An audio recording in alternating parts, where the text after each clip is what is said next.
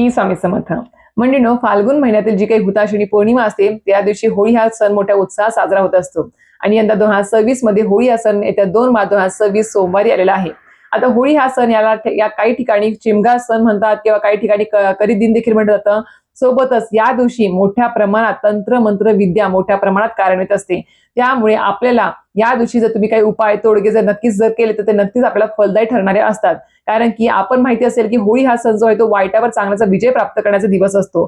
त्यामुळे या दिवशी आपल्याला कुणाचं वाईट व्हावं यासाठी कुठले उपाय तोडगे करायचे नाही आहेत, तर सर्वांचं चांगलंच व्हावं. सोबतच आपल्या आयुष्यातले काही वाईट संकट, त्रास, अडचणी, नजरबाधा, वाईट वास्तुदोष वगैरे काही असेल किंवा आर्थिक प्रगतीतले काही अडथळे असतील किंवा आपल्या घरामध्ये एखादी व्यक्ती आहे जी खूप आजारी असते, तिचा आजार पण दूर होणं असेल, लहान मुलांना नजरबाधा असेल, या सर्व संकटांवर मात करण्यासाठी आपल्याला होळीच्या दिवशी संध्याकाळी होळी ज्या दिवशी पेटवली जाते त्या दिवशी आपल्याला नारळाचा अत्यंत प्रभावी उपाय करायचा आहे. आता हे नारळाचे उपाय कशा पद्धतीने करायचे आहे, नारळ कसं असायला पाहिजे, सोबतच आपल्या कुठल्या कुठल्या गोष्टीवर नारळाचा उपाय करता येईल, आपली याबद्दल संपूर्ण माहिती जाणून घ्यायची असेल तर नक्कीच माझे YouTube चॅनल शीतल स्वामी सेवा चॅनल व्हिजिट करा. तर संपूर्ण माहितीचा व्हिडिओ आलेला आहे, लिंक तुम्हाला व्हिडिओच्या खाली भेटून जाईल. धन्यवाद. श्री स्वामी समर्थ.